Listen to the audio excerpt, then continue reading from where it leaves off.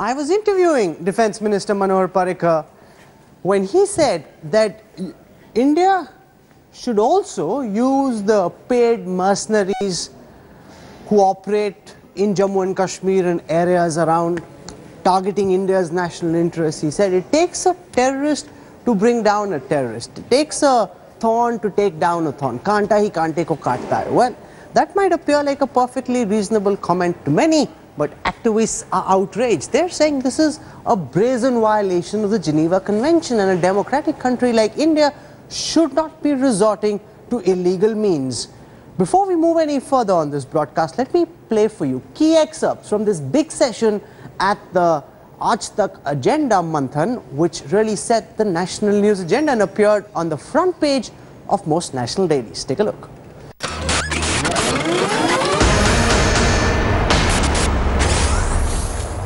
मैं पूछ रहा हूं कि पाकिस्तान नीति क्या पहले एक साल में मोदी सरकार की नाकामयाब रही है, क्योंकि वही आतंकवादी कैंप अभी भी हैं, उन्हीं की घुसपैठ की कोशिश चल रही है। तो मनमोहन सिंह के वक्त जो हो रहा था और अब जो हो रहा है उसमें फर्क क्या है सर? नहीं, एक फर्क है, मतलब we are not allowing that the porosity on the border has reduced to a great extent. There is a various security measures taken. I can't, obviously because of security reason, I can't tell you what are the. Intelligence has been improved. Army, the corps has been given free hand to tackle terrorists through intelligence. Many attempts have been foiled and many neutralization has taken place. If you see recent incidences, you will realize that Army knew about the hideout of the terrorists, and they encountered or they took them on at a place of their hiding. So things don't happen overnight. Even there also you have to build in intelligence follow. Security forces ultimately go by the guarantee of government standing by them. And I can tell you, as a defense minister, I will stand by army at any cost. That's my army, I will stand by. I am ready to take your flag sometime. Coast Guard वाले case में हुआ भी ऐसा? नहीं, वहाँ I took the flag. I could have very easily said that अरे वो Coast Guard ने कुछ गलत किया होगा. नहीं, उसने गलत नहीं किया. I inquired everything, but then I realized that they have not done anything wrong. They have followed the SOP. So they should not be made to suffer because of that. Maybe some people quoted Karachi sources. I am surprised. How can you quote Karachi for a defense matter of India? पर क्या आप कम से कम देश की जनता को मोदी मोदी सरकार का पहला साल पूरा हो रहा है, ये गारंटी देना चाहेंगे कि अगर 26/11 पार्लियामेंट अटैक इस तरह का कोई हमला होता है, क्या हम अपनी सेना को मोबिलाइज करते हुए पाकिस्तान का मुंह तोड़ जवाब देंगे? 26/11 रिपीट होने ही न देना ज़्यादा बेहतर रहेगा। मुंह तोड़ जवाब से ये ज़्यादा बेहतर है। इसके लिए मैं पहले आपसे बोला कि there are certain things obviously I can't discuss here, but I will tell you that if any country, why Pakistan only, is planning something against my country, I will definitely take some proactive steps. Of course, not in public domain, but whatever we have to do, we will do it. Whether it is diplomatic, whether it is pressure tactics, or whether it is using the, वो उसको बोलते हैं ना मराठी में कि कांटे से कांटा निकालते हैं, हिंदी में भी रहेगा. You have to neutralize terrorists through terrorists only. Why can't we do it? We should do it. Why my soldier has to do it all the time?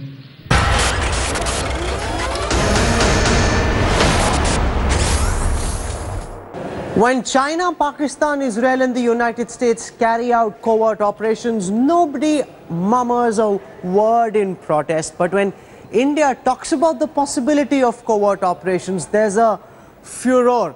Immediately, several activists have jumped in, criticized the Raksha Mantri. I want to go across now on the newsroom to RSN Singh. He's a former RAW officer, strategic affairs expert. Also with us is Adam Roberts. He's the South Asia Bureau Chief of The Economist magazine. And he's tweeted this afternoon to say, if the Defence Minister endorsed the idea of using terrorists, he should resign now. Now that's a very strong comment coming from you, Adam, at a time when across the world covert operations are used by several nations in national security for their self-defense. Why should the Raksha Mantri's suggestion that India could also do the same be such a problem? Well, let's be clear about what he suggested. He talked about using terrorists to promote India's interests, and that's very different from covert operations. When Prime Minister Modi went to China recently, he talked with Xi Jinping about the importance of countering terrorism. When Barack Obama came to India recently, he and Mr. Modi talked about the great importance of countering terrorism. I find it bizarre that the Defence Minister talks about using terrorism to promote India's interests. It's clearly not an appropriate tool for a democratic state to use.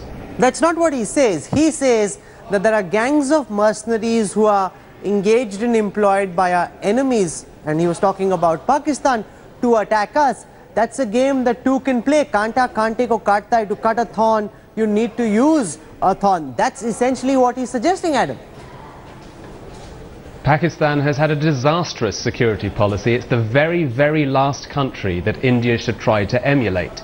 Pakistan has caused itself no end of problems by supporting terrorists. It has supported terrorists in India, it has supported terrorists in Afghanistan, and that is a disaster for Pakistan, among others. Why on earth would India want to emulate Pakistan? It's the last country you'd want to emulate on this sort of issue. RSN saying, now this is something you must respond to, that Pakistan has played this game of trying to use terrorists to counter terrorists. It's boomerang for Pakistan. Adam Roberts asks, why should India try and do what Pakistan's been doing? You know, this is just a matter of semantics.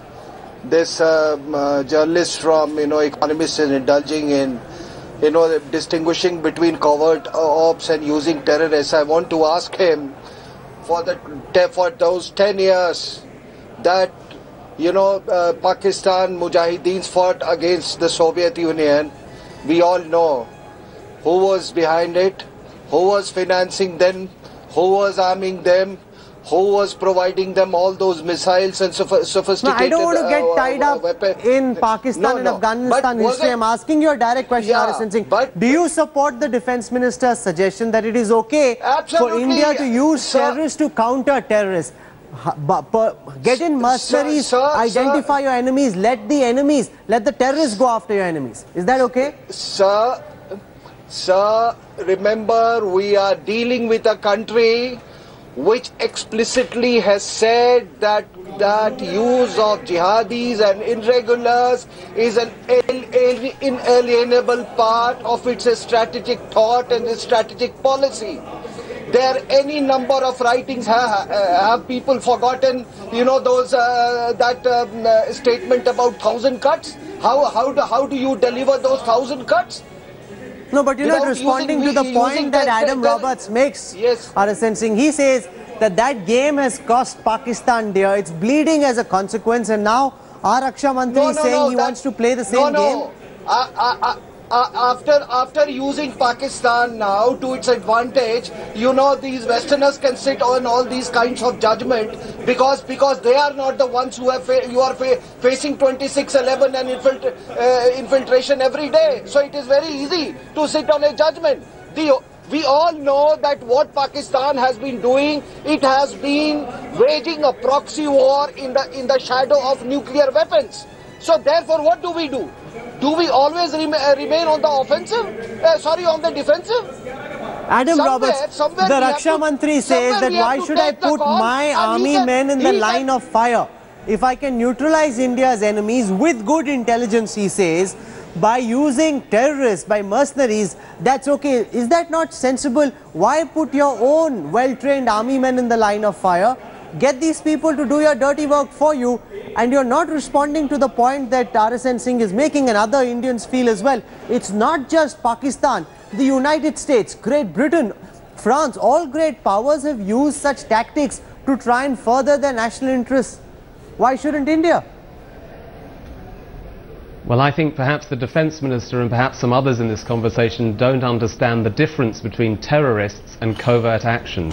It can be very wise to use covert action, and that means using India's own armed forces to carry out actions that are necessary to protect India, and I'd support that every day of the week. It's a very different matter to say that you're going to support terrorists.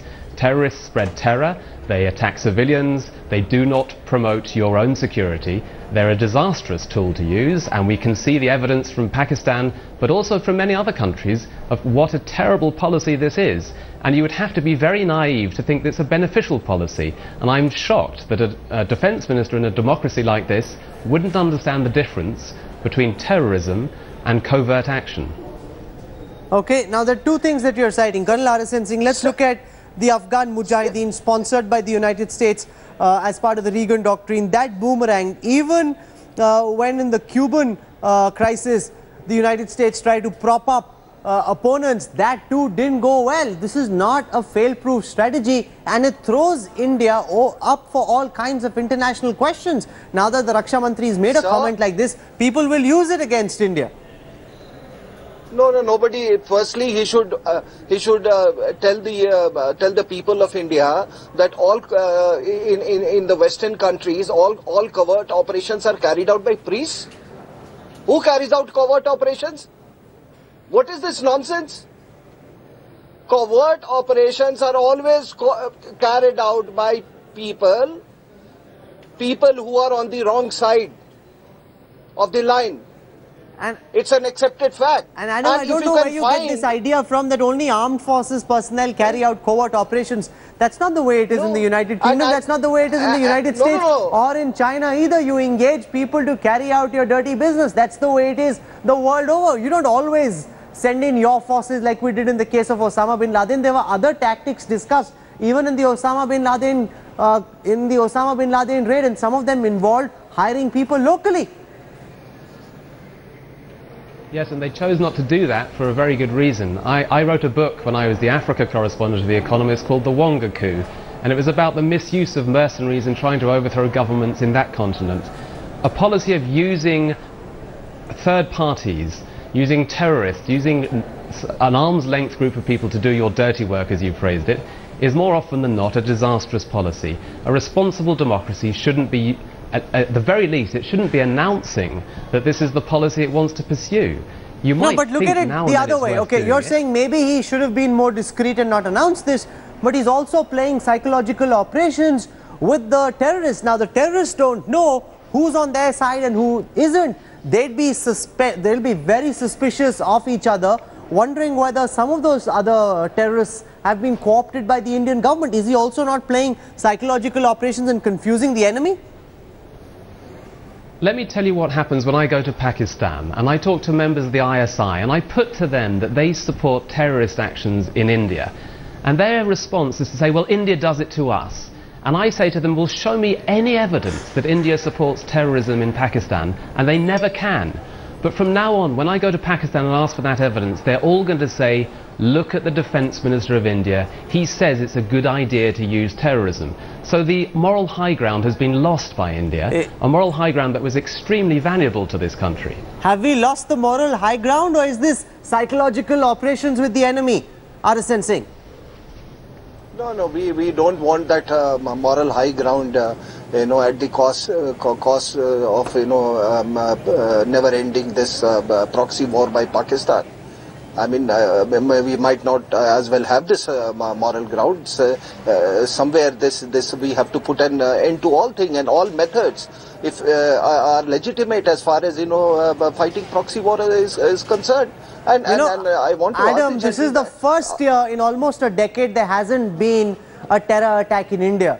People would say if they had to choose between national security, their freedom and the moral high ground, we'd rather take a terror-free year than sit on some moral pedestal. Well, it's wonderful that terrorism has come down in India over the last several years, and everyone should be very pleased. And that's during a period in which India has not had a policy of supporting terrorism. So you should celebrate the fact that while you had the moral high ground, things became more stable. No, I'm talking just about the last 1 year, where there hasn't been a single terror attack, and that's the point that RSN Singh makes. You have to make some compromises. You have to pay a price if you want freedom from terror. Well, you're quite right. It's wonderful that there's been no terrorist attack, but that's not because this country has been supporting terrorism. Your Prime Minister very rightly says we should be against terrorism. When he talks to China, when he talks to America, he talks about cooperating against terrorism. Now his Defence Minister is contradicting him and talking about the benefits of terrorism. I think there's at the very least some confusion here. Okay, RSN Singh, final words. Please. No, please read the statement very carefully. He has not used the word terrorism. He has never used the word terrorism. He has talked about methods, and he has essentially talked about covert methods. And I again reiterate that covert operations are not carried out by priests. Okay, so, I mean, that's where I leave it tonight. You've heard from two completely contrarian points of view. On Headlines Today, we don't take sides. You've heard these views. You decide whether or not you believe that Manohar Parrikar did the right thing by suggesting that it's okay to use terrorists to take down terrorists. Adam Roberts, RSN Singh, for joining us on the newsroom tonight. Thank you very much, gentlemen.